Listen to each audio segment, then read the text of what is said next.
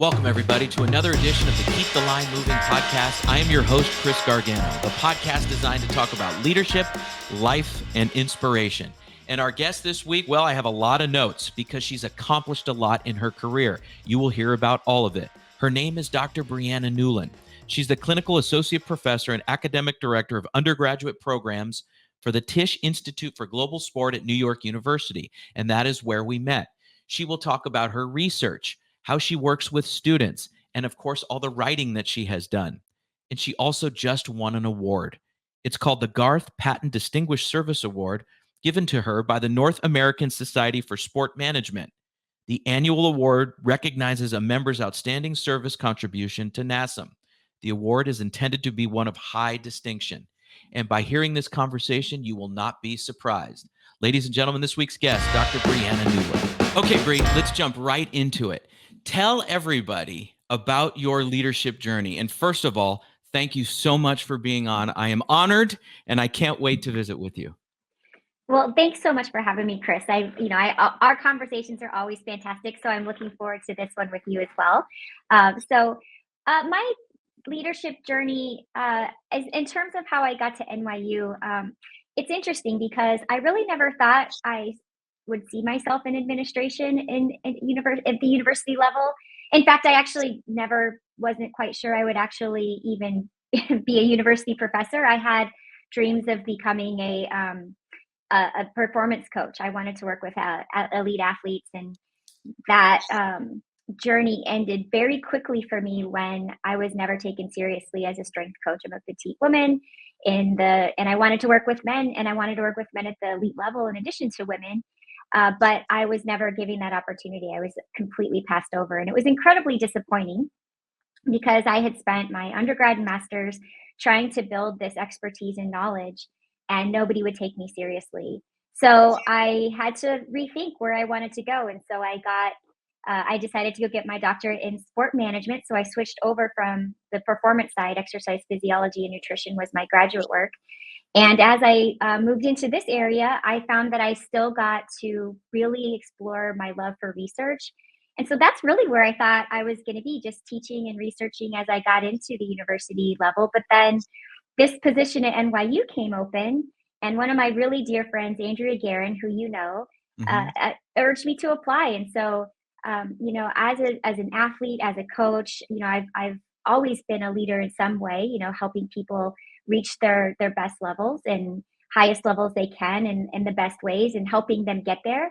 And so I think that it really lended itself for this role as well, working with students and also others who are trying to get them to that next level still. So, Bri, when you wanted to work with the elite athletes and your initial dream, and as you just articulated it in your journey to get there, and then you pivoted, did you find that it was an additional passion, an equal passion, or as you got into it, you kind of discovered that? And my point is, at what moment did you realize, hey, I can do this well, it's fulfilling, and it's part of my journey, and it's making sense to me now as I get further into it?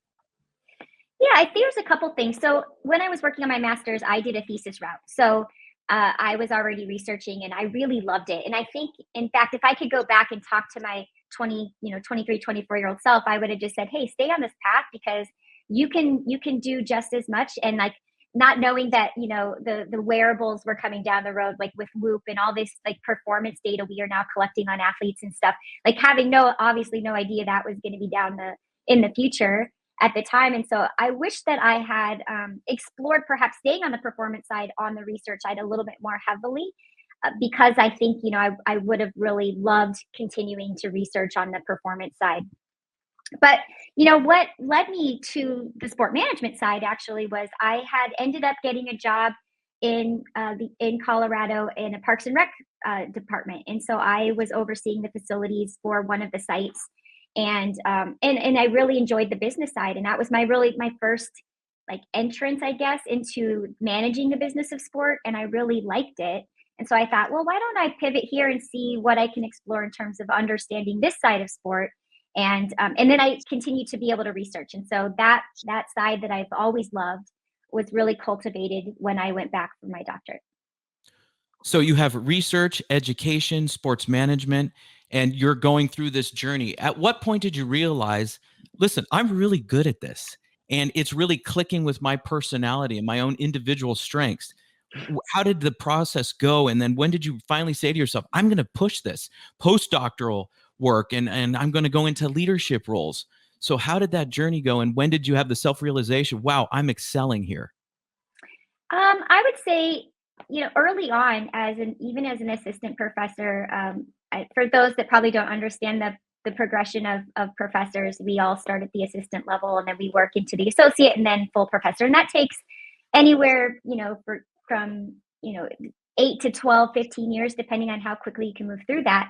And so in that assistant position role, as I was just starting out, I had incredible mentors who really gave me leadership opportunities. Even though I was young and unsure and new to the area, they trusted me and they believed in me. And I think that was the beginning of understanding, oh wait, I have people who support me in developing this skill set, and they're giving me the opportunities to do that. And so that was at the University of Texas at Austin. I had incredible mentors there that really kind of just pushed me out of the nest, if you will, almost, and gave me these opportunities to lead at lower levels to really begin to hone my skills. And then as I moved in to other roles, I think, in the university system, we have to do a lot of service as part of our position. And so you end up taking on some leadership roles, even if they're low level on committee work and things like that, because that's just part of the job. And so as I started to do more of that work, I really realized, I have a talent here, and I love the work that I'm doing, and I'm challenged by it. And so it really helped me grow in that area. And it was really something I wasn't expecting, but I certainly do enjoy it. And I think for me, that part of it is, being able to show that I do good work. And that's how I've kind of advanced myself there. Bree, and I'm sure you do this with your students as well, but I do this in, it's really something that has come to me later in life and later in my career. Paying attention, Bree, to what lights us up and where we get excited. So you were very, very appreciative of your mentors at Texas, at UT, and I'm sure they were fantastic. However, I also think it was equal parts you, if you indulge me in this. You were probably showing, and you did allude to the fact that they saw your talent, but they probably also were paying attention to what you were showing them, the enthusiasm and passion for the work. Do you remember a singular moment when someone said, wow, Bree, you're really doing good work here and you're showing enthusiasm? Or I don't know how they worded it, but I think we're so quick to give credit to others, which is fantastic. I'm like that as well. But also looking back at our younger selves, we're showing these talents, and they're recognizing it. So I guess it's kind of twofold, I guess.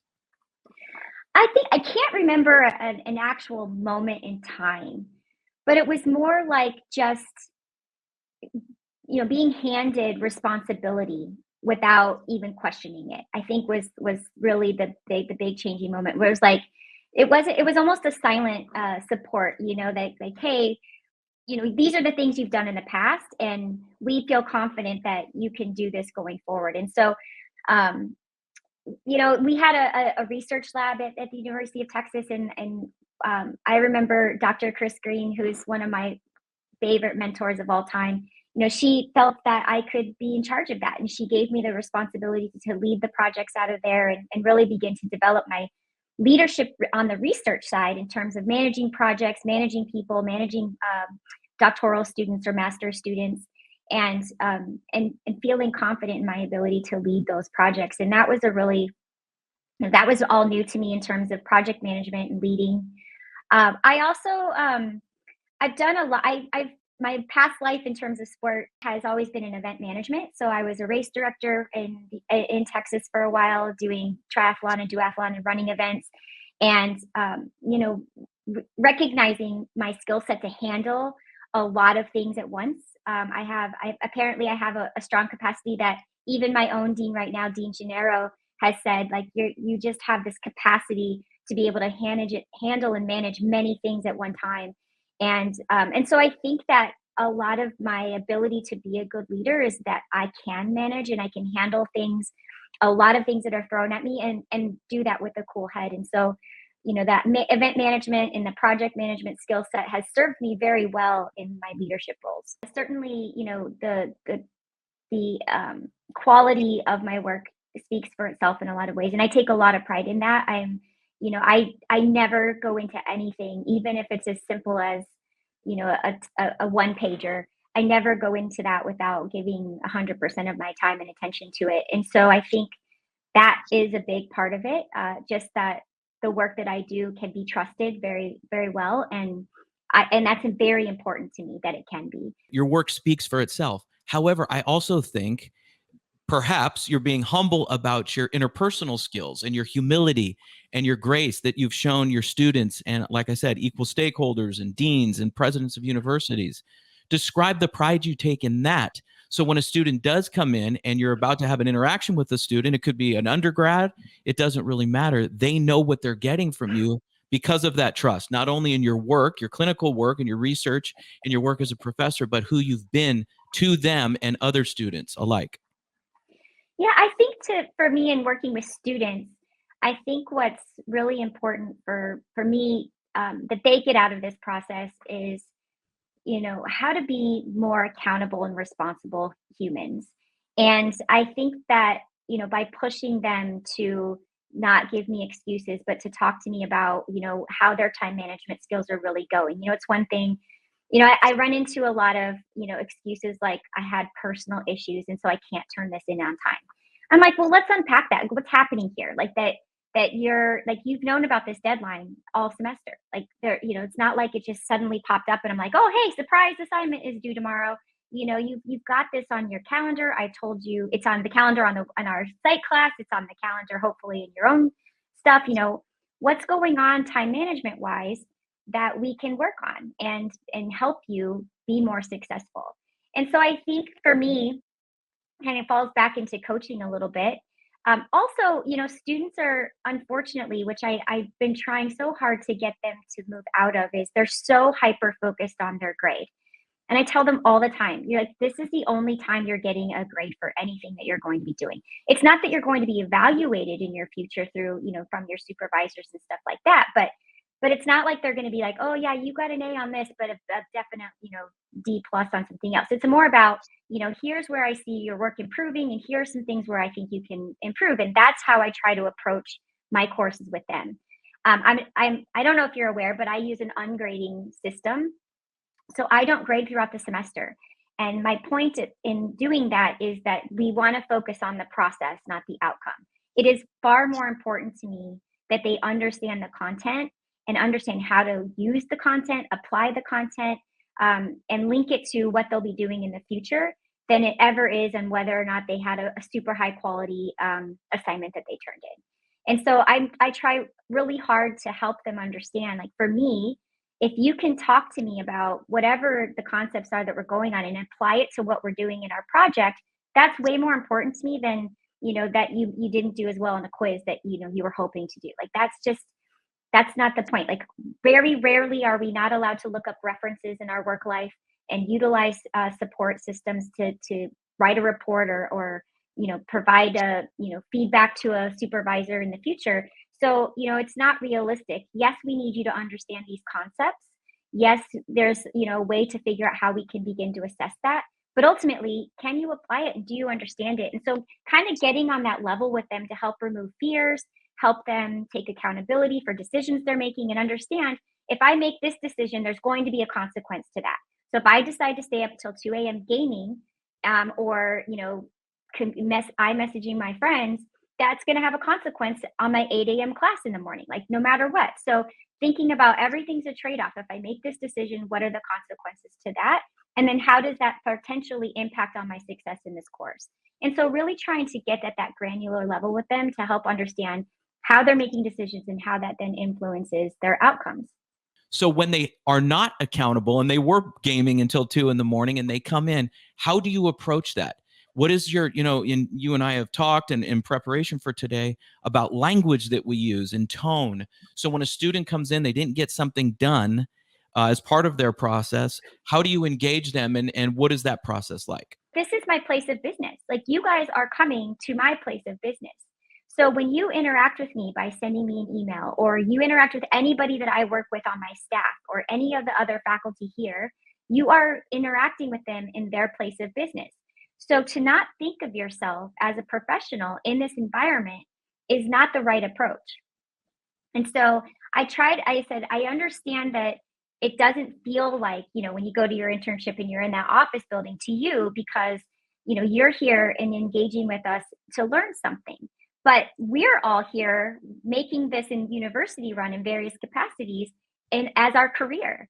And so, you have to flip that mindset a little bit and helping them begin to think about, when I write an email, how do I write a professional email? And how does that, if I do that now and get used to that now, then that formal etiquette that you use when communicating with supervisors or consultants or clients or whatever, it's already ingrained to some extent.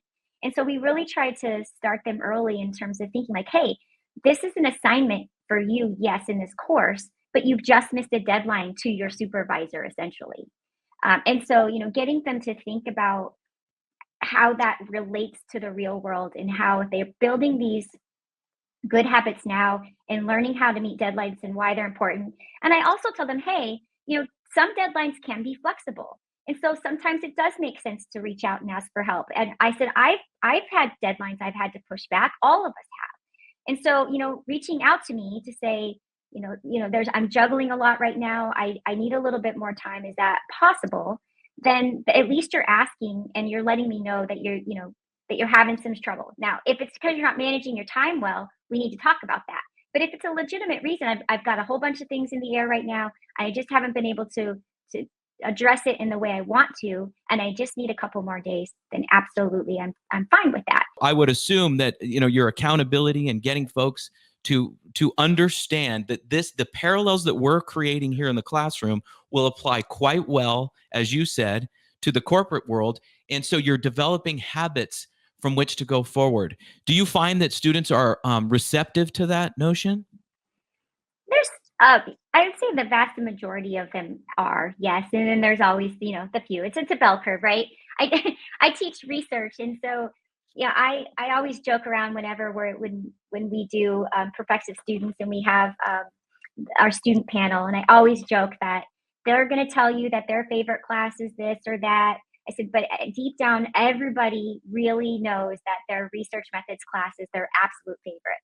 And it's become a running joke with all the students that I work with because it is at 8 a.m. It's a core course that they're not excited about, and so it's a big hurdle for me to get in there and get them to be excited about this and understand why it's important to understand how to collect data to make good decisions. So you might not ever become a researcher, but you need to understand the scientific method. You need to understand how to collect data. You need to understand credible sources.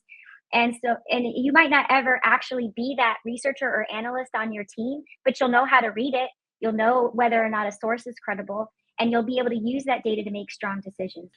Tell me your thoughts on the parallels, perhaps, and sports leadership, like how we all see leadership in sports, professional, collegiate, high school, whatever the case may be, golf, like individual sports, tennis and such. What are the parallels and what can be learned in everyday society from sports leadership in your mind? Yeah, so this is kind of a tough one for me because I'm a little bit more of a critical researcher. So I'm always looking. I always chuckle to myself when we hear about the transformative power of sport and how sport is a vehicle and it gives us all these character things that we like in society, right? So, confidence, teamwork, strong self-esteem, all these wonderful things that develop out of sports, certainly. And you see that, right? We see more athletes. People want to hire athletes because of those skills that they believe are intrinsic to athletes having. The confidence, the team building, the loyalty, the things that we admire through our teamwork, the ability to lead through difficult situations. All of these things we highly value, and they certainly exist in a lot of these are leaders. Uh, but then there's this dark side of sport that we kind of don't we don't talk about as much. So performance enhancing drugs in sport, real cheating, like straight up, sign stealing and all the things that Deflategate and Bountygate and all these things that we have seen happen in sport across, all these examples, domestic violence, sexual assaults, all these things that exist in sport as well. And so I like to talk to my students about that. Like, where do we see really strong leaders, and what about that is different perhaps than some of these other more negative scenarios that we see happening, like this cost, the cost to win is so high, the pressure to win is so high. We see a lot of negative things that happen that I think we need to talk about more so that we can talk about how good leaders lead you out of that, right? And how you change that. And so the positive things, I think are easy. Yes, of course, we can see where sport has transformed communities. We can see where sport has provided opportunities to people to get out of very difficult and horrible situations. And all of those things should be applauded and discussed in class. But where I find the best value is, all right, we've got this really dark side that we need to talk about. And what can we learn from it? How can we be better? And what type of programming can come out of it? What kind of policies can be set to prevent future, bad things happening? How might we address things differently now that we know these types of things? Because they're still going to exist. There's still going to be crises. There's still going to be scandals. There's still going to be all these things. But it's how do we learn from them so we can become better leaders? How do we change a culture? How do we go into a system that has been just disgraced by all of these horrible things and be that positive switch? What you're saying is to examine it and to understand, because sport is so public and it's everywhere. It's on social media, broadcast, traditional, this, that. And because it's so public, we're able to dissect it and able to understand what type of culture does that organization have? What is that leader doing or not doing that has them in this crisis situation? And that's what we talk about a lot in my class, obviously yours. And it's good to do that. And I think not only in higher education or education, but also within sport and with outside of sport, like what is going on? We need to pay attention to leadership and culture so we can improve our personal leadership and obviously the culture that we're part of. So may I ask you this, Bree, if you were to have a leadership person, a person in a leadership position that you've admired or that has been a mentor to you, someone you would like to single out, who is that person and what were their attributes and how did you gravitate towards them, either knowing them or not? That's a good question. I know you sent that over and I was thinking about, who have I really admired and who has really been inspirational to me. And I think there are a few. I want to go back to my team at the University of Texas. And I say team because there were a lot of great leaders and like leaders through scholarship, leaders through teaching, leaders through just what they do in the administration. And I think that would be Chris Green that I brought up before, Lawrence Trallop, who was the head of our program at the time, and Marlene Dixon, who is now at Texas A&M. And, I think about, what they did for me and how they led more by doing. They weren't necessarily, in leadership. Well, one of them was at the time, was in a leadership role, but the others, they weren't. It was just how they approached things, how they approached problems, how they approached, workload. And it was just a great experience for me to learn from them. They taught me, about, being a sponge and find, like they were the first to say, find and keep your mentors throughout. And there's been so many times I've gone back to them over the years and with issues or questions or career, navigation, whatever it might be. And I think for that, just the quiet leadership, I think that existed there, has really been inspirational and helpful to me. Just that quiet guidance for me has been so important. And a lot of it's, service leadership to some extent. And I think that I have that as well. I just like to be able to demonstrate my strength through doing in a lot of ways and being able to be that inspiration for that next person quietly, and so I think that they have really touched me in a lot of ways in terms of who I've become as a leader and how I got there. So tell us, what advice would you give to somebody like yourself in their, they're about to graduate from college or they're just starting their careers? What would you say to a young leader, somebody just getting going, on how to be a great leader and carve out a path that is meaningful to them? Mm. Be a good listener. I think, listening and observing are probably undersold. And, maybe perhaps me being an introvert, and a researcher myself, that lends itself to this. But, if you're a good listener, you hear things that aren't often said. And so, I think that's very important. So I like to sit in a meeting and just really listen, actively listen to what's being said, as just as importantly as what's not being said. So if there's not an alternative, everybody's agreeing, there's groupthink.